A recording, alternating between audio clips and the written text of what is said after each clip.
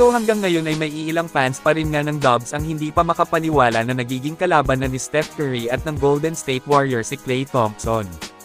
Na pati itong si Steve Kerr ay sinabi sa interview pagkatapos ng bakbakan kontra Mavs, na kumbaga hindi pa rin nga din po siya makapaniwala na kalaban na nila ngayon si KT at parang nasa isip pa rin nga daw niya nakakampi pa nila si Klay ngayon.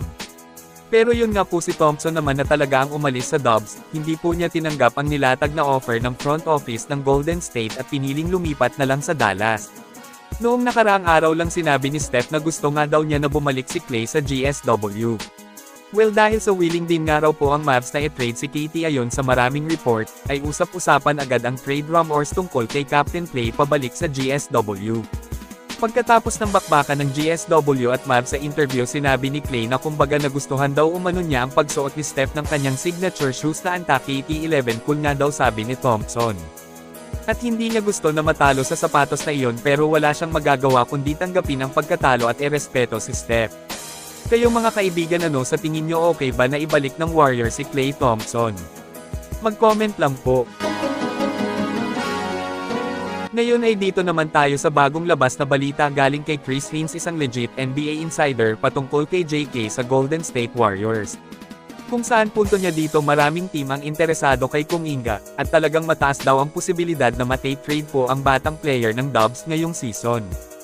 Matunag rin po ang Michael Porter Jr. trade to Warriors kapalit sina JK at Buddy Hield. Maganda rin itong si MPJ sa GSW kasi forward siya, veterano at may pambihirang shooting rin, at ang pinakamapang-akit dito ang kanyang championship experience noon sa Denver Nuggets. Ibig sabihin hindi siya mahirap ipasok sa Warriors kasi paniguradong mag-fit siya sa GSW. Samantala dito na tayo sa press kong balita naman galing pa rin po kay Chris Haynes, mga kaibigan. Kung saan interesado nga daw ang Golden State Warriors na kunin si Anthony Davis ng Mavs. Noong nakaraan lang din nang sabihin niya na athletic center ang hanap ng Dubs sa trade, at interesado daw po sila na kunin isa kina Robert Williams, Nick Claxton at Daniel Gafford.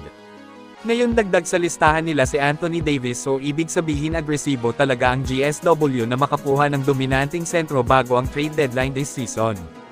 Sinabi rin dito ni Chris Haynes na more assets daw po ang gusto ng Mavs para kay AD o mag-involve ng isa pang team para mangyari ang trade. Sinabi rin niya na isa din po talaga ang Atlanta Hawks na kupunan na gustong makakuha kay Anthony Davis, na hindi bibitawan si Trae Young. Para sa akin sa lalim ng lineup ng Warriors ngayon at kayang nilang mag-trade sa Mavs para kay AD, para may pantapat na sentro kung sakaling mapaabot sila sa playoffs. Ang problema lang kasi kay Davis ay prone na siya sa injury kaya mahirap, pero yun nga, nakadepende pa rin naman yan sa kung papaano aalagaan ng Warriors ang kondisyon ni AD. Gusto nilang kunin si Anthony Davis, ibig sabihin may paraan sila kung papaano hindi malugi sa pagkuha kay AD. Pero kayo mga kaibigan, ano ang masasabi nyo tungkol kay Davis papuntang Golden State Warriors? I-comment lang po yan sa ibaba at akin pong babasahin yan. Maraming salamat po, mag-iingat at God bless sa lahat.